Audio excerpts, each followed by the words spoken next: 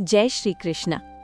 जब ज्ञान थक जाए और अहंकार मौन हो जाए, जब हृदय केवल प्रेम की भाषा समझे, तब भक्ति कोई साधना नहीं, स्वभाव बन जाती है।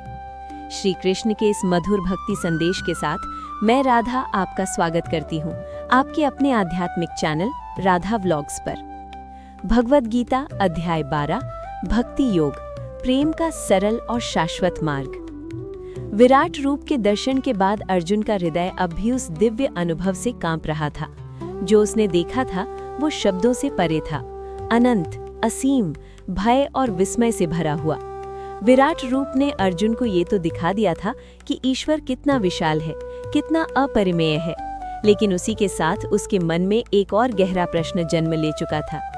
अर्जुन सोचने लगा, जिस ईश्वर का रूप इतना विशाल और अगम्य है, क्या साधारण मनुष्य वास्तव में उस तक पहुंच सकता है?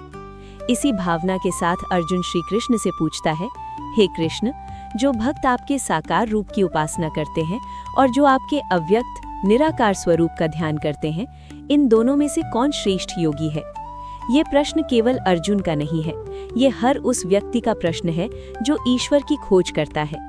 क्या ईश्वर को रूप में भजना सही है या बिना रूप के ध्यान करना?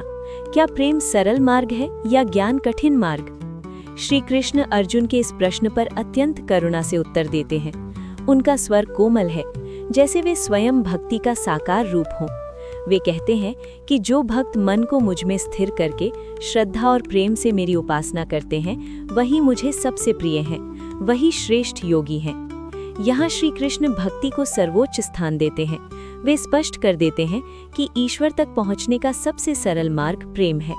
लेकिन वे ये भी कहते हैं कि जो लोग अव्यक्त, निराकार, सर्वव्यापी ब्रह्म की उपासना करते हैं, वे भी मुझे ही प्राप्त करते हैं, परंतु उनका मार्ग कठिन है, क्योंकि निराकार को समझना, उसमें मन को स्थिर करना साधारण मनुष्य के लिए सरल नहीं होता। निराकार की उपासना में इंद्रियों का संयम, अहंकार का पूर्ण त्याग और निरंतर अभ्यास आवश्यक होता है।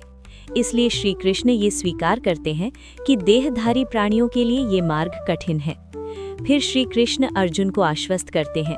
वे कहते हैं कि यदि तुम अपने सभी कर्म मुझे समर्पित कर दो, मन और बुद्धि मुझ में लगा दो, तो तुम निश्चित रूप से मुझे प्राप्त करोगे। यदि मन को स्थिर करना कठिन लगे तो अभ्यास करो, यदि अभ्यास भी कठिन लगे तो मेरे लिए कर्म करो, यदि वो भी कठिन लगे तो कर्मों के फल का त्याग कर दो। यहाँ श्री कृष्ण भक्ति को एक सीढ़ी के रूप में प्रस्तुत करते हैं। हर व्यक्ति अपनी क्षमता के अनुसार ऊपर बढ़ सकता है।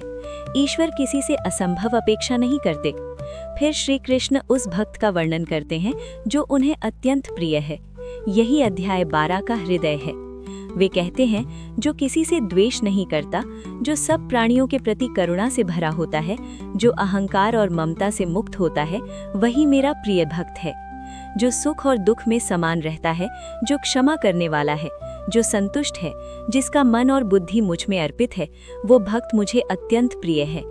जो संसार को कष्ट नहीं देता और स्वयं संसार से कष्टित नहीं होता, जो हर्ष, भय, चिंता और क्रोध से मुक्त है, वो मेरा प्रिय है। जो किसी पर आश्रित नहीं है, जो शुद्ध है, जो चतुर है, जो निष्पक्ष है और जो व्याकुल नहीं होता, वो भक्त मुझे प्रिय है। जो न किसी से घृणा करता है, न किसी की इच्छा करता है, न शोक करता है, न लालसा रखता है, जो शुभ और अशुभ दोनों का त्याग कर चुका है, वही सच्चा भक्त है। जो मित्र और शत्रु में, मान और अपमान में, शीत और उष्ण में, सुख और दुख में समान रहता है, जो आसक्ति से मुक्त है, वो भक्त मुझे प्रिय है।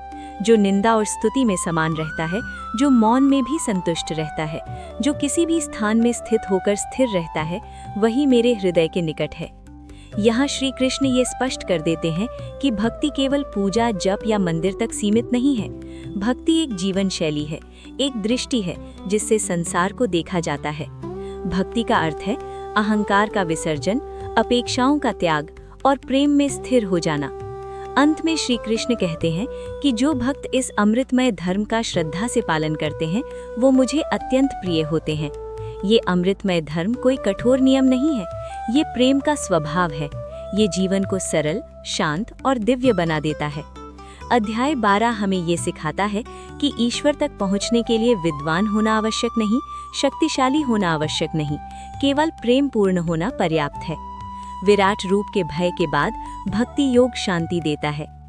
जहाँ अध्याय 11 ने हमें ईश्वर की महिमा दिखाई, वहीं अध्याय 12 ने हमें ईश्वर का हृदय दिखा दिया। अब अर्जुन न भयभीत है न भ्रमित। अब वो जान चुका है कि ईश्वर को पाने के लिए उन्हें समझना नहीं, उन्हें प्रेम करना आवश्यक है। और यही भक्ति योग का शाश्वत संदेश है। राधे राधे।